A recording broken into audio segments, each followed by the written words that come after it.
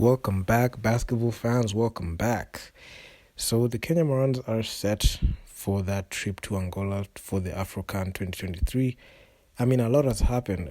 Even before I started making this video, I just saw an update that assistant coach Gaia will not be flying with the Kenya Morans. Coach Anseta Wafula will be the coach that will be assisting Coach Cliff to be for that whole campaign. So, yeah, I was actually working on this script. Then I just saw that, and I was like, man, this is the first domino that has just fallen. But the team has been set. We already know the players that are gonna play there. And honestly, if you ask me, I'm just surprised. I'm just shocked. I was waiting for the final list to come out because I just saw the scrimmage with guys there. There are a couple of teams that are playing. The Kenya Morans played like the Street League Select team. They played the South Sudanese Kenyan-based players. They played the Equity Dumas yesterday. So they're just shuffling in players. And as the days continue, drawing near to the set date where they were supposed to match up against Cote d'Ivoire in Angola, which is this Saturday, I was just waiting to see the last players that are gonna be there, and other nations had already submitted their lists. We already knew what the Rwandese team is gonna look like, the Gabon team is gonna look like. They're just gonna continue with the team that they had, considering the fact that they played in March. And they played their games. They had a 3-1 record. And Cote d'Ivoire, the team that they're going to play, have just played recently, and they're on a 3-game winning streak. And if I'm not wrong, they just played about 3 days ago, and the last game they played was against Nigeria. So we are set to play them on 8th August. Not 8th August, man. 8th July. I don't know why I said August, because my birthday just right around the corner. So it's 8th July. We're going to play against Cote d'Ivoire, and I'm just waiting to see this group of players. Honestly, I just don't know what we're doing. We have 6 players that are coming from that previous team, and they've got 6 players that are fairly new. I can say out of all these players, I was actually shocked to see some players just getting a chance over some other players. I saw Fahim Juma got dropped. I'm not sure what happened in there, but the powers that be just decided to roll with that list. But looking at the guard position, you can see Ariel Ortega as the guard, got Eugene Adero. They're going to command the backcourt, which is great. But still, you could see KBF and the powers that be at the Kenya Morans management decided to keep Eric Mutoro and Griffin Ligari. Honestly, I don't know why they kept Eric Mutoro in there. They should have at least given a guy like Dismas in there. Dismas Di Matteo, Mbaka should have given him that, but I don't know why. And also Ken Washiro, he joined the fray. Victor Bosire, that's actually good, because I actually picked on my original team. I'd picked Victor Bosire and Griffin Ligari in there. So yeah, that's that. Then we've got Derek Ongechi and Brian Sivachi. They are the forwards in there.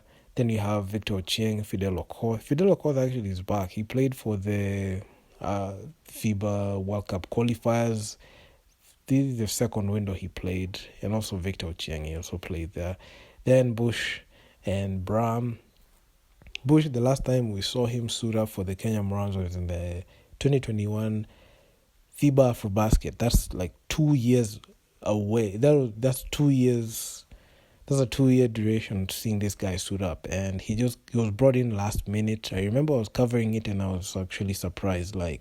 Why are they bringing this guy that late? Okay, I know he plays for APR, but he was on the provisional list. He knew about this at the time the list dropped, but I don't know what they were doing there. They've got also Bram. He came in late, so I'm not sure how the chemistry is going to work there. So basically, that's the list. I mean, we've got Eric Mutoro, Grifo, Bosire, Derek. We've got Victor. We've got Fidel. We've got Bush. We've got Washira, we've got Ariel, we've got Bram, Eugene, and Sivachi. So those are the guys that are going to play under head coach Cliff Orr and assistant coach Ansel Fuller. I mean, that assistant coach change just caught me off guard. I was just like looking at the roster, just working on some bit of graphics. Then I just saw that change, and I was like, "What the hell is going on here?" I was not even expecting to see that, but anyway, it is what it is, and that's the delegations gonna go there. And honestly, here's my here's my take on it. I'm just relaxed. I have not put a lot of expectations on this team.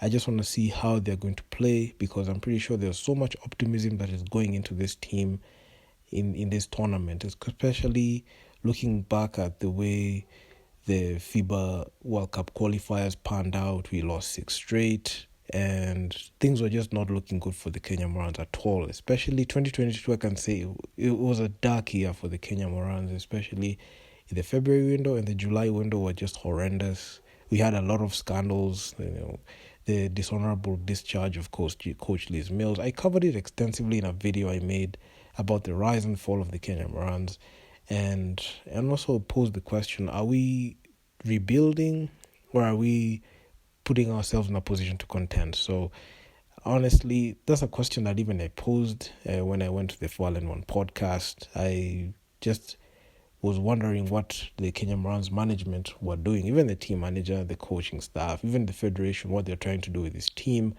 It's just unknown at this point, but optimism is just going into this team because they're just going to represent our country. And disclaimer, I just want to say we shouldn't put a lot of expectations on this team because we don't know how these guys have been training. I know the last game they played against the Dumas was yesterday, and looking at the way the game panned out, okay, the Kenya Morans won, but we have to look at how they're going to match up against a team like Cote d'Ivoire, which just played about 3 days ago, and they have literally been taking apart teams. Like, they blew out Benin. This game happened 30th June. They beat Benin 74-59. They took apart Guinea 88-64 in a blowout win. And Cote d'Ivoire versus Nigeria, the game they played in 2nd July, just not too long ago, like 3 days ago, 74-65. So you could see Cote d'Ivoire are not a team that's playing around. And I'm pretty sure this iteration of Cote d'Ivoire is not the same that the Kenya Morans matched up with in the Afrobasket. This was way different. That Cote d'Ivoire in the Afrobasket finished number 3 in that tournament. And looking at the Cote d'Ivoire team that they're going to match up now, these are just like the local guys, because the Afrocan has been built in a way that it allows a lot of talent to go in, and they're just nurturing the local talent. So it's very conflicting to see our team like shipping a lot of people in. We've got Derek, we've got Bush, we've got Fidel. I mean, it's just quite crazy to see how the Kenya Morans are just winging it, especially having like almost like 7 players from the previous team. We've got we've got Motoro, Griffo, Bosire, Derek, Vic, Fidel, and Bush. These are players that have already played significant games in the national team. Okay, I'm not putting Ken Washira there because his debut window was last year in July, and he played 2 games for the Kenya Morans. So I just give him the whole pass on that, because the way the Kenya Morans had set up at that time was very disorganized. So I'm not going to go too hard on him, because I know he's a very good player, he's a very good talent, and the environment and the situation that he had at that point did not like show him in the best light. But he's still a good player, still solid, and that's the reason why he's running it back. He's on the national team. And also the new guys, we've got Ariel and we've got Ujo. Ujo has been exemplary since last year. I've seen this guy just take over, like just playing very well and just playing good basketball in there. And also he was in the road to BAL with KPA, and also Sivachi was in the road to BAL. So you could see the teams, especially KPA, they're having like their players in their rotation with the Kenya Morans. So honestly, I just lower my expectations on this because I'm not sure like we have any, because right now I just feel like we just need to at least see if we can be able to like have this group of guys just be able to play winning basketball, and I try to bounce back from like that losing streak. Right now, the last time the Kenya Morans won a game was 2021 in the AfroBasket against Mali. So that's way back. So trying to like get back and like get back in those winning ways and try to figure out a way to like win basketball games is supposed to be a high priority, especially given the coach that is there. Because man, if I start talking about the coach, I don't know.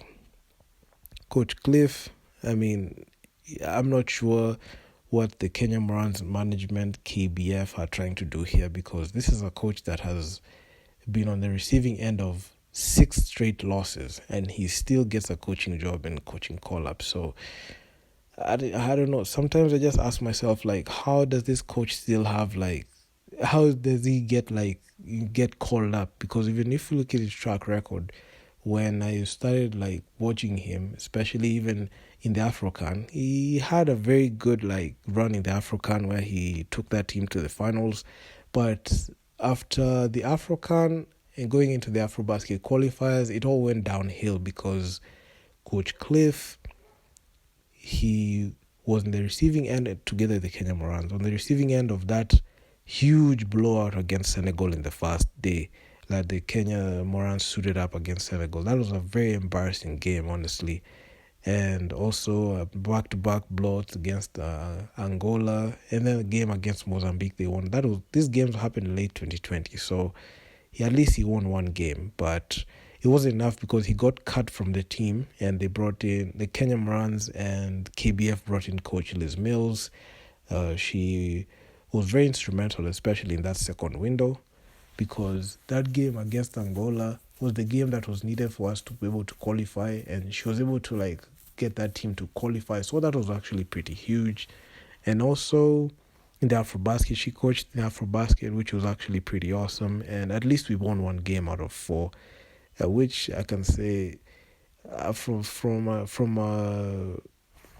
going looking at the way we started and looking at the way things panned out in the AfroBasket, it was expected because we were matching up against heavyweight teams in there. So that's that. Then looking at how the off-court issues like happened, the way the team dishonorably discharged Coach Liz Mills, and having KBF again, like those guys just bringing in Coach Cliff again, looking at like we are acting as if there's no other better person for that job.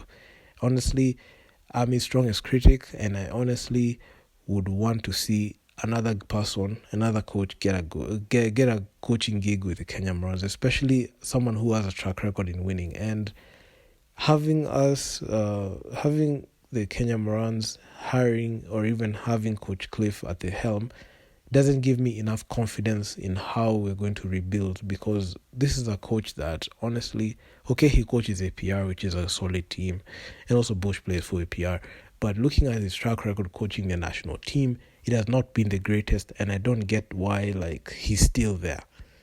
And he's been the receiving end of L after L, especially in the first window of the FIBA World Cup qualifiers. We got brutally manhandled by Congo DR, Egypt, and Senegal brutally.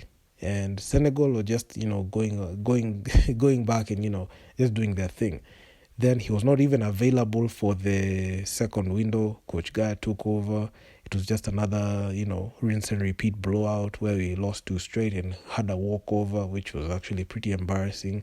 And also the off-court issues just came in and, ruined everything. So having him back, having Coach Cliff back, then last minute you're seeing they're removing Coach Gaia, then they're putting in Coach Ansett and head coach Cliff. I don't know what sets you're going to run, because I'm pretty sure like when we hit tip off this weekend, and we'll just see the same see the same basketball that we have just been seeing, especially looking at like the history of these players. Honestly, there's any blame that you should go in how the Kenya Morans team has just gone down, it should just go 100% to like the players. Honestly, we don't have like the players to like match up with these other teams, because I'm pretty sure we're gonna get overrun. And I looked at this list and I was actually pretty critical with it, because I just saw like we are very undersized. We don't have like very tall guys, and we have like a few guys. We only have two like guys who are near 7 feet in there, and they are supposed to be able to like be rim protectors and protect, defend, protect the basket, make sure to block shots,